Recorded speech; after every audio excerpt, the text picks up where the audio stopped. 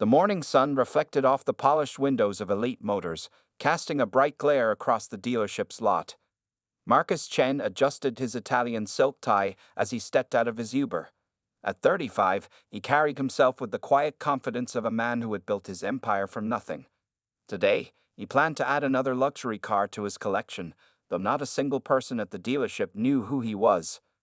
The glass doors slid open smoothly as Marcus entered the air-conditioned showroom. His leather shoes clicked against the marble floor while his eyes scanned the gleaming vehicles on display. A few salespeople were already hovering around other customers, but one man in particular kept glancing at Marcus with poorly hidden suspicion. Richard Parker had been selling cars at Elite Motors for 15 years. He prided himself on being able to spot real buyers from what he called time wasters. When he saw Marcus walking through the showroom in an expensive suit, something didn't sit right with him. In his narrow worldview, certain people didn't belong in places like this. Marcus stopped to admire a brand new Mercedes-AMG GT, running his fingers lightly over its sleek black surface. The car reminded him of his journey, from the struggling streets of his youth to becoming one of the city's most powerful figures. Of course, very few people knew about the true extent of his influence, both in legitimate business and in other circles. "Can I help you?" Richard's voice carried a tone that was anything but helpful. He approached Marcus with his hands in his pockets, maintaining what he considered a safe distance. Marcus turned and smiled politely. "Yes, I'm interested in this model. Could you tell me more about its features?" Richard's lip curled slightly. "Sir, perhaps you'd be more comfortable looking at our pre-owned section. We have some very affordable options there." He emphasized the word affordable as if speaking to a child. "I appreciate the suggestion," Marcus replied calmly, "but I'm specifically interested in this Mercedes. I'd like to discuss financing options as well." A sharp laugh escaped Richard's throat. "Financing? Listen, buddy, this car costs more than most people make in 3 years. Why don't you stop wasting my time?" He stepped closer, his body language becoming more aggressive. Other customers began to notice the exchange. A young saleswoman named Sarah watched nervously from her desk, her hand hovering over the phone. She could sense the situation deteriorating but felt frozen in place. Marcus maintained his composure, though something dangerous flickered behind his eyes. "Sir, I'm a potential customer who's prepared to make a purchase today. Your attitude is unprofessional and inappropriate." "Unprofessional?" Richard's face reddened. "You know what's unprofessional? Coming in here, pretending you can afford something like this, probably just to take pictures for your social media." He moved even closer, entering Marcus's personal space. "I've dealt with your type before." "My type?" Marcus raised an eyebrow. The temperature in the room seemed to drop several degrees. "Please, elaborate on what you mean by that." Instead of backing down, Richard made the worst mistake of his life. Frustrated by what he perceived as defiance, he reached out and shoved Marcus's shoulder. "I think you need to leave. Now." The shove wasn't particularly hard, but it crossed a line that couldn't be uncrossed. Marcus looked down at his shoulder, then back at Richard, his expression unreadable. For a brief moment, the mask of the successful businessman slipped, revealing something that made Richard take an involuntary step backward. "I want to speak to your manager," Marcus said quietly, his voice carrying an authority that seemed to fill the entire showroom. "Now." Sarah finally snapped out of her shock and rushed to the back office. The other customers stood in uncomfortable silence, some recording the scene with their phones. Richard, suddenly less sure of himself, straightened his tie and tried to regain his composure. What no one in the dealership realized was that Marcus Chen wasn't just any customer. He was the owner of multiple legitimate businesses across the city, employing hundreds of people. He sat on the board of several charitable organizations and had the mayor's private number in his phone. And in certain circles that operated in the shadows, his word carried even more weight. But for now, Marcus simply stood there, his expensive suit slightly wrinkled where Richard had shoved him, waiting patiently for the manager to arrive. The security cameras continued recording silently overhead, capturing every moment of what would soon become a life-changing incident for everyone involved. The dealership manager, Tom Wilson, rushed out from his office with Sarah close behind. He was a middle-aged man with graying hair who had spent 25 years in the car business. One look at the scene in his showroom made his stomach drop. He had always worried that Richard's attitudes would someday cause trouble. What seems to be the problem here? Tom asked, trying to sound calm and professional. His eyes darted between Marcus's stern expression and Richard's reddened face. Before Richard could speak, Marcus turned to face Tom directly. "Your salesman here," he said, gesturing toward Richard, "not only refused to show me the vehicle I'm interested in, but also made racist comments and then physically assaulted me." His voice remained steady, but there was steel behind his words. Several customers who had witnessed the incident nodded in agreement. A young woman held up her phone, indicating she had recorded everything. Richard's face went from red to pale as he realized his actions hadn't gone unnoticed. "That's not true," Richard protested, his voice rising. He was being difficult and wouldn't leave when I asked him to. Even to his own ears, the excuse sounded weak. Tom raised his hand to silence Richard. Years of experience told him this situation was serious. "Sir," he addressed Marcus, "would you mind stepping into my office to discuss this?" He shot a warning glance at Richard. "Richard, stay right here." As they walked toward the office, Marcus's phone buzzed in his pocket. It was a message from Jerome, his head of security. "Boss, social media's already picking this up. Want us to handle it?" Marcus typed a quick "wait" before entering Tom's office. The manager closed the door behind them and gestured to a leather chair. "Please, have a seat, mister." Chen. Marcus Chen. Tom's face went white. Everyone in the local business community knew that name. Marcus Chen owned the largest chain of restaurants in the city, had significant real estate holdings, and was rumored to have connections that went far beyond his legitimate businesses. "Mr. Chen, I am so deeply sorry about this incident," Tom stammered, suddenly sweating in his air-conditioned office. "Richard's behavior is completely unacceptable. He will be terminated immediately." Marcus leaned back in his chair, studying Tom carefully. "The problem, Mr. Wilson, isn't just Richard. It's the culture that allows people like him to feel comfortable expressing such prejudices. How many other customers has he treated this way?" Outside the office, Richard paced nervously. Through the glass walls, he could see his manager's distressed expression. Sarah approached him cautiously. "Richard, you really messed up this time. That's Marcus Chen." "Who?" Richard snapped, still angry, but also increasingly worried. "He owns half the buildings downtown," Sarah whispered. "My sister works at one of his restaurants. They say he's got friends in every corner of the city, the good ones and the bad ones." Richard's legs felt weak. He slumped against a desk as the full impact of his actions began to sink in. The other salespeople kept their distance, some shaking their heads, others whispering among themselves. Back in the office, Marcus was showing Tom something on his phone. "These are screenshots from social media. The video of your employee assaulting me is already spreading." He paused, letting the information sink in. "Your dealership's reputation is about to take a serious hit." Tom loosened his tie, feeling trapped. "What can we do to make this right, Mr. Chen?" "That depends," Marcus replied, standing up slowly. "Are you ready to make real changes, or are you just worried about bad publicity?" As if on cue, Tom's phone started ringing. The caller ID showed it was the dealership's owner. Outside, more customers were gathering, some pointing their phones toward the showroom windows. Richard sat alone at his desk, his career crumbling around him, while Sarah fielded calls from local news stations already asking for comments. Marcus watched it all unfold with calm detachment. He took out his phone again and sent a brief message to Jerome. "Let it spread." Then he turned back to Tom, who was still staring anxiously at his ringing phone. "You should answer that," Marcus said quietly. "And while you do, I'll be thinking about exactly what kind of changes this dealership needs to make. Real changes, Mr. Wilson. The kind that ensure nothing like this ever happens again." The phone kept ringing, its sound cutting through the tense silence of the office like a knife. Within an hour, the Elite Motors showroom had transformed into a circus. News vans lined the street outside, their satellite dishes reaching toward the sky like metal trees. Inside, James Morrison, the dealership's owner, burst through the front doors with his personal lawyer close behind. His face was red with anger and fear as he surveyed the chaos in his once peaceful showroom. "Where is he?" James demanded, his eyes scanning the room until they landed on Marcus Chen, who still sat calmly in Tom's office, typing on his phone. The sight made James's blood run cold. He had met Marcus once at a charity event and knew exactly how much influence the man held in their city. Richard watched from his desk as James and his lawyer hurried into the office. Through the glass walls, he could see James apologizing profusely, his hands moving in desperate gestures. The lawyer kept shaking his head, his expression growing more worried with each passing minute. Marcus's phone buzzed again.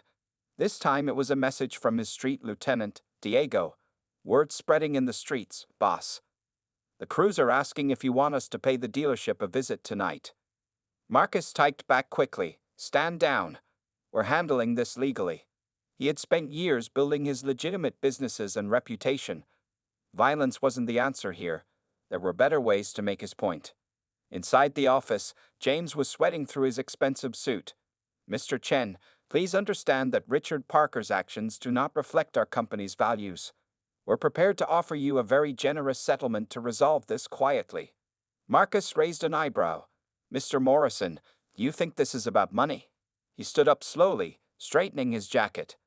Let me tell you what this is about. Yesterday, a young black college student came to your dealership looking to buy his first car. Richard treated him the same way he treated me. But that student didn't have my resources or influence. He left feeling humiliated and worthless. The room fell silent. Even the lawyer stopped writing in his notepad. How do you know about that? Tom asked quietly. I make it my business to know things, Marcus replied, just like I know about the 3 other complaints of racial discrimination that were filed against Richard in the past year. Complaints that your dealership conveniently ignored. James shot an angry look at Tom, who seemed to shrink in his chair. Outside the office, Richard could tell things were getting worse. He began pulling personal items from his desk drawer, knowing his career at Elite Motors was over. Sarah approached Marcus's office with a fresh cup of coffee. She had noticed he liked it black. As she opened the door, she caught the end of his sentence. Want a complete overhaul of your hiring practices, mandatory diversity training for all employees, and a new community outreach program. The lawyer scribbled frantically as Marcus continued listing his demands. They weren't requests. They were requirements for the dealership's survival. James and Tom nodded along, knowing they had no choice. Meanwhile, on social media, the video had gone viral. #EliteMotorsRacism was trending locally, with thousands sharing their own stories of discrimination at car dealerships. News reporters outside were going live with their coverage, speculating about the meeting taking place inside. Marcus's phone buzzed one more time. It was a message from the mayor. Need me to intervene? Marcus smiled slightly. The mayor owed him several favors, but this wasn't the time to use them. No need, he replied. Change is already happening. Richard finally gathered the courage to approach the office. He knocked tentatively on the glass door, his face a mask of regret and fear. When Marcus nodded, he entered the room. Mr. Chen, Richard began, his voice trembling. I want to apologize. What I did was... He struggled to find the words. Sit down, Richard, Marcus said firmly. You're going to be part of the solution. Starting tomorrow, you're going to share your story at every diversity training session in every car dealership in this city. You're going to help other salespeople understand their biases before they make the same mistake you did. Richard blinked in surprise. It wasn't the punishment he had expected, but as he looked at Marcus's stern expression, he realized it might be even more challenging than losing his job. Outside, the crowd of reporters had grown larger. They were all waiting to hear what would happen next. But inside that office, Marcus Chen was already drafting the blueprint for change, not through violence or revenge, but through systematic reform that would ripple through the entire industry. The next morning, Marcus sat in his downtown office on the 30th floor, watching the sunrise over the city. News of yesterday's incident at Elite Motors played on the large TV screen mounted on his wall. His phone hadn't stopped buzzing since the previous day, with messages from business leaders, community activists, and even his underground contacts. Diego, his lieutenant, entered the office without knocking. Boss, the streets are talking. Some of our younger guys think you're going soft by not retaliating. He placed a tablet on Marcus's desk showing social media posts from various gang members questioning his response. Marcus turned away from the window, his expression calm but firm. Tell them to watch and learn. Sometimes the strongest message isn't sent with fists or firearms. He picked up the tablet, Scrolling through the comments. Real power is about making lasting change. Down at Elite Motors, the transformation had already begun. The dealership was closed for the day, but the parking lot was full. Inside, diversity trainers from the city's top consulting firm were setting up in the showroom. Richard sat in the front row, his usual confidence replaced by nervous energy. Sarah arrived early, surprised to find Richard already there. "I didn't expect to see you here," she said, taking a seat nearby. Mr. Chen made it clear, Richard replied, his voice low. "Either I become part of the solution, or he'd make sure I never work in sales again anywhere in the state." He pulled at his collar, remembering Marcus's quiet but firm ultimatum. The local news crews were still camped outside, but now they were reporting on a different angle. The headlines had shifted from racist incident at Elite Motors to local business leader initiates industry-wide reform. In his office, Marcus received a visit from Jerome, his head of security. "We got something interesting," Jerome said, placing a folder on the desk. "Remember that college student you mentioned? Turns out he's not the only one. We found dozens of complaints against car dealerships across the city. Same pattern, same treatment." Marcus opened the folder, reviewing the documents inside. His expression hardened as he read each case. "Contact every major dealership in the city," he instructed. "Tell them I want a meeting. Today." By noon, the conference room in Marcus's building was filled with nervous dealership owners. They watched as Marcus calmly walked to the front of the room, carrying the folder of complaints. "Gentlemen," he began, his voice filling the silent room, "what happened at Elite Motors yesterday wasn't an isolated incident. It's a symptom of a larger problem." He started displaying photographs on the large screen, pictures of people who had been discriminated against at various dealerships. The owners shifted uncomfortably in their seats. Some recognized faces from their own showrooms. "Here's what's going to happen," Marcus continued. "Every dealership in this city will implement new training programs. You'll create diversity hiring initiatives, and you'll establish community outreach programs." He paused, making eye contact with each person in the room. "This isn't a request." One of the older owners raised his hand. "And if we refuse?" Marcus smiled slightly. "Then you'll find it very difficult to do business in this city. Your supply chains might face unexpected delays. Your loan applications might get denied. Your best employees might receive better offers." He didn't need to mention his other means of persuasion. Back at Elite Motors, Richard was standing in front of his colleagues, sharing his story. His voice shook as he described his actions and their consequences. "I never thought about how my prejudices affected others," he admitted.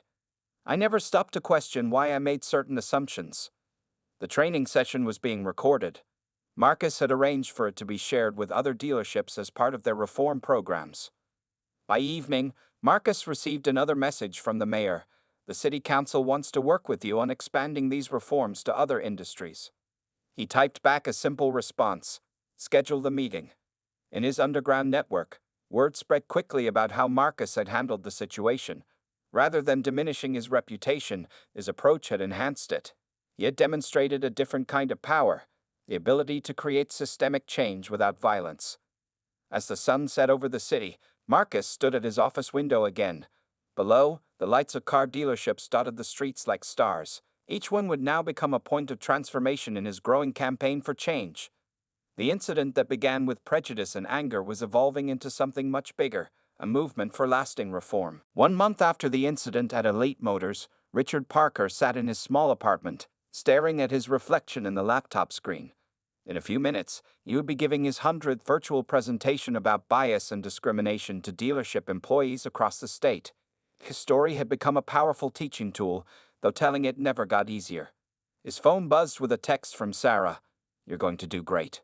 Remember, honesty is what makes your story powerful." Over the past month, she had become an unexpected friend and supporter, helping him navigate his new role as an advocate for change. Meanwhile, Marcus Chen was meeting with his inner circle in a private room at one of his restaurants. Diego and Jerome sat on either side of him, while other lieutenants filled the remaining seats. The atmosphere was tense. "Boss, our street revenue is down 15%, one lieutenant reported. "Some of our guys think all this corporate reform stuff is distracting you from the real business." Marcus took a slow sip of his water. Tell me something, he said quietly. How many of our people have been harassed at high-end stores this month? The lieutenants looked at each other, confused. None, Diego answered. The businesses are being more careful now. They're afraid of becoming the next Elite Motors. Marcus nodded. And how many of our younger members have found legitimate jobs through the new community programs? Jerome consulted his tablet. 27 so far. The dealerships and other businesses are actually hiring from the neighborhoods now. That's worth more than any street revenue, Marcus stated firmly. We're not going soft. We're going smart. He stood up and walked to the window, looking out at the city. When people respect you because they want to, not because they fear you, that's real power. Across town, Elite Motors had become a model for change. Tom Wilson, still the manager, was leading a tour for business owners from other cities who wanted to learn about their transformation. The showroom walls now displayed photos of their diverse sales team, and customer satisfaction scores were at an all-time high. Sarah had been promoted to head of community outreach. She was currently interviewing a young man from Marcus's neighborhood for a sales position. Your past doesn't define your future here, she told him, remembering how her own views had changed over the past month.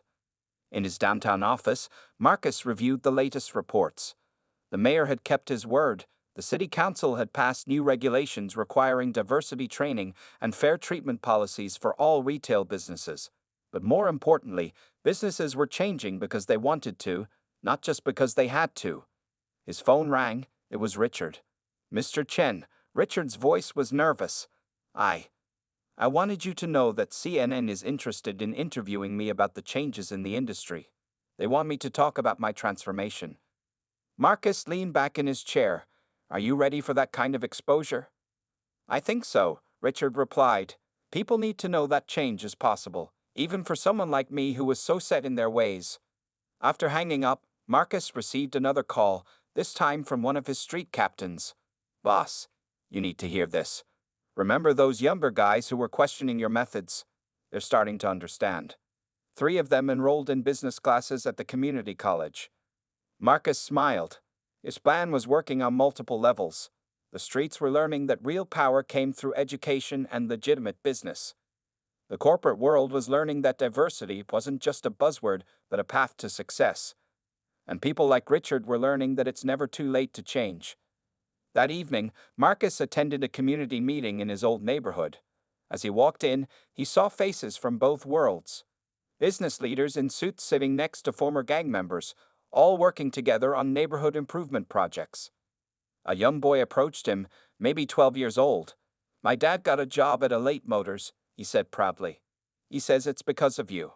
Marcus knelt down to the boy's level. No, he replied softly. It's because people like your dad deserved a fair chance. Sometimes it just takes someone to remind others of that fact. As he stood up, Marcus saw Richard walk into the meeting. Their eyes met briefly, and Richard gave a small nod of acknowledgement. Both men understood that what had started as a moment of prejudice had grown into a movement for real change, not through violence or fear, but through understanding and opportunity. 3 months after the incident, Marcus Chen faced an unexpected challenge. As he sat in his office reviewing security footage, his expression remained calm, but his eyes showed concern. Someone had leaked information about his underground connections to a local newspaper. Diego burst into the office, his face tense. Boss, they're trying to discredit everything we built. The newspaper is running a story tomorrow suggesting that all our reform work is just a front for illegal activities. Marcus stood by his window, watching the city below. The past 3 months had seen real progress. Dozens of businesses had changed their hiring practices. Richard's story had reached national news, and even the streets were calmer. He wouldn't let anyone destroy that. Call a meeting, he told Diego. Everyone, both sides of the business, 1 hour. Meanwhile, Richard was preparing for his CNN interview in a studio downtown. Sarah sat with him during the makeup session, helping him review his talking points. His hands shook slightly as he adjusted his tie. What if they ask about Mr. Chen? Richard whispered. There are rumors going around. Sarah squeezed his shoulder. Tell the truth about what you know. How he chose to create change instead of seeking revenge. How he gave you a chance to become a better person. Across the city, in Marcus's largest conference room, an unusual mix of people gathered. Corporate executives sat next to street lieutenants. Community leaders shared space with former gang members who now worked legitimate jobs. All of them owed something to Marcus Chen. Marcus walked in last, closing the door behind him. Tomorrow, he began, a newspaper will try to paint everything we've done as a criminal enterprise. They'll say our reforms are just a cover. He paused, looking around the room. They'll try to make you choose sides. The room stayed silent, waiting for his next words. But there aren't two sides anymore, Marcus continued. Look around this room. Every person here represents change, real change. He pointed to a young man in a business suit. Kevin there used to run corners. Now he's a sales manager at Elite Motors. He gestured to an older woman. Mrs. Johnson was ready to close her community center. Now it's a job training hub with corporate sponsorship. The tension in the room began to ease as people nodded in agreement. Back at the CNN studio, Richard sat under the bright lights, facing the interviewer. Yes, I was that person in the viral video, he admitted, his voice steady. I was the racist salesman who judged a man by his appearance. But through this experience, I learned that change is possible. The interviewer leaned forward. There are rumors about Marcus Chen's background. Do you have any comments about that? Richard took a deep breath, remembering Sarah's advice. What I know about Marcus Chen is that he had every reason to destroy me, to destroy the dealership. Instead, he chose to create something positive. He showed me, and many others, a better way forward. In Marcus's conference room, the meeting continued. Tomorrow, when the story breaks, he told his assembled group, each of you has a choice. You can run from what we built, or you can stand by it. He walked around the table slowly. But remember, everything in that article is about the past. What matters is what we're doing now, and what we'll do tomorrow. One of the corporate executives raised his hand. The other board members will ask questions. They'll want to know if they should continue supporting your initiatives. Marcus smiled slightly. Show them the numbers. Show them how diversity has improved their business. Show them how community outreach has increased their customer base. Let the results speak for themselves. As the meeting ended, Diego approached Marcus privately. The streets are saying we should send a message to this newspaper, the old way. Marcus shook his head. The old way is what they expect. We'll respond with success stories, with statistics, with real people whose lives have changed. Let them print their article. Our truth is stronger than their accusations. That evening, as Richard's CNN interview aired on national television, Marcus sat in his office with Sarah and Tom from Elite Motors.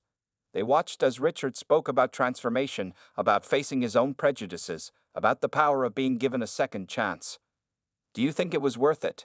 Sarah asked Marcus. All this change, knowing that your past might come back to challenge it. Marcus turned away from the TV, looking out at his city as the sun set. The past only has the power we give it, he said quietly. Tomorrow's paper will test us, but it won't define us. The real story isn't in what I might have done before. It's in what we're all doing now. The morning after the newspaper story broke, Marcus's phone wouldn't stop ringing. Business partners wanted explanations. Community leaders sought reassurance. Even the mayor called, his voice nervous about their association. But Marcus had been prepared for this moment. In the Elite Motors showroom, Sarah watched customers reading the newspaper article on their phones. Some gave suspicious looks to Richard, who continued with his presentation to a group of sales trainees, his voice slightly shakier than usual. Yes, the rumors are true, Richard told his class. Marcus Chen may have connections to the streets. But let me tell you what else is true. He pointed to a young trainee. James there got a second chance after prison. Maria's community center got funding when nobody else would help. And I learned to see past my prejudices because someone I judged wrongly chose to teach, rather than punish. Across town, Diego and Jerome coordinated their response to the crisis. But instead of the violent retaliation many expected, they organized something different. Teams of reform gang members, now legitimate business people, began visiting news stations. Each had a story to tell about how Marcus's programs had changed their lives. In his downtown office, Marcus met with the newspaper's editor-in-chief. The meeting wasn't what the editor expected. "You're not here to threaten me?" the editor asked, clearly nervous. Marcus placed a thick folder on the desk. "I'm here to give you the real story. Tomorrow's story. He opened the folder, revealing documents, photographs, and statistics. "You wrote about my past. Now write about what that past taught me about changing the future." The editor leafed through the materials, his eyes widening. The documents showed the dramatic drop in neighborhood crime rates, the increase in minority business ownership, and the success stories of dozens of former gang members now running legitimate enterprises. Meanwhile, Sarah had an idea. She gathered everyone at Elite Motors for an impromptu meeting. "We need to show people what real change looks like," she announced. Then she turned to Richard. "And it starts with you." Richard nodded, understanding. He took out his phone and started recording. "My name is Richard Parker," he began, "and 6 months ago, I was the racist salesman in that viral video. Today, I want to show you something different." He walked through the showroom filming. He showed the diverse sales team, the community outreach programs, the training sessions. He interviewed customers from all backgrounds who shared their positive experiences. By afternoon, his video had gone viral, offering a powerful counter-narrative to the newspaper's accusations. At the community center, Mrs. Johnson organized an emergency meeting. The room filled with people whose lives had been touched by Marcus's initiatives. They weren't there to defend him. They were there to defend their own transformations. "They want us to be ashamed of accepting help from Marcus Chen." Mrs. Johnson addressed the crowd. "I'm not ashamed. I'm proud. Proud that someone who could have chosen violence chose to build instead. Proud that someone who could have sought revenge chose to create opportunity." As evening approached, Marcus received an unexpected visit from his old street rivals. They came not to challenge him, but to offer support. They had seen how his methods were working, how the community was growing stronger through legitimate business rather than crime. "You showed us a different way," one rival leader admitted. "We want to be part of it." In the Elite Motors showroom, as closing time neared, a customer who had read the morning's article approached Richard. "Why do you still support him, after learning about his past?" Richard thought carefully before answering. "Because what matters isn't where someone came from, or where they choose to go. Marcus taught me that when he chose to respond to my prejudice with education instead of anger. He's teaching all of us that every day." By nightfall, Marcus sat in his office, watching the city lights. His phone buzzed with a message from the newspaper editor. Tomorrow's front page, from streets to boardrooms. How one man's vision is transforming a city. We'd like to tell the whole story. Marcus smiled slightly. The crisis hadn't destroyed what they built. It had made it stronger. People weren't running from their association with him. They were standing up to defend the changes they created together. The newspaper had tried to expose his past, but instead had revealed the true power of transformation. 1 year had passed since that fateful day at Elite Motors when Richard Parker had let his prejudice guide his actions. The dealership's showroom was packed with people, but not for car sales. Today was different. Today was a celebration. Marcus Chen stood at a podium, looking out at the diverse crowd. Business leaders sat next to former gang members. Police officers chatted with community organizers. Richard and Sarah stood together near the front, both now wearing the pins that marked them as diversity trainers for the city's new business initiative. 1 year ago, Marcus began, his voice carrying through the showroom. A single act of prejudice could have started a war. Instead, it started a revolution. He gestured to the walls, where photographs showed the transformation of not just Elite Motors, but dozens of businesses across the city. In the audience, Diego and Jerome sat in suits instead of street clothes. Their phones still buzzed with messages from the streets, but now those messages were about job opportunities, training programs, and community investments. The old network had transformed into something unexpected, a force for positive change. Richard shifted nervously in his seat. Later today, he would be receiving an award for his work in anti-discrimination training. Over the past year, he had spoken to thousands of people, sharing his story of transformation. His viral video had become a teaching tool in corporate offices across the country. "Our city's violent crime rate has dropped 40%, Marcus continued, showing slides of statistics. "Minority business ownership has increased by 60%, and unemployment in our hardest-hit neighborhoods has been cut in half." He paused, letting the numbers sink in. The numbers don't tell the whole story. He pointed to a young man in the audience. "Mike there used to sell drugs on the corner. Now he owns 2 franchise restaurants. The young man stood up, receiving applause. Mrs. Johnson's community center has placed over 300 people in good jobs. The elderly woman wiped tears from her eyes as people cheered. Sarah watched from her seat, remembering how it all started. She had been just another saleswoman watching a racist incident unfold. Now she ran diversity programs for the entire dealership network, and businesses across the city asked for her advice. But the most important change, Marcus said, his voice softening, isn't in our statistics, it's in our minds and hearts. He looked directly at Richard. Mr. Parker, would you join me up here? Richard walked to the podium, standing next to the man he had once treated with such disrespect. A year ago, he would have been terrified. Today, he stood tall. Richard Parker could have been cancelled, destroyed by his own prejudice, Marcus told the crowd. Instead, he became proof that people can change when given the right opportunity. He turned to Richard. The award you're receiving today isn't just for you. It's for everyone who has the courage to admit they were wrong and do better. In the back of the room, the newspaper editor who had tried to expose Marcus's past sat taking notes. Next to him, 3 other reporters waited to interview Marcus about the city's transformation. The story had grown far beyond a viral video or rumors about his background. Today, Marcus continued, we're announcing the creation of the Second Chance Business Initiative. He unveiled a large check, making the crowd gasp. $10 million in startup funding for minority entrepreneurs and reformed individuals seeking to build legitimate businesses. Diego stood up, pulling out his phone, but instead of calling his street contacts, he opened a presentation about the initiative's mentorship program. The streets had taught him about power. Now he would teach others about using that power for good. As the ceremony concluded, Richard approached Marcus privately. I never thanked you properly, he said quietly. You could have destroyed me that day. Instead, you showed me a better way. Marcus smiled, remembering his own journey from the streets to legitimate business. Sometimes the hardest person to forgive is yourself, he replied.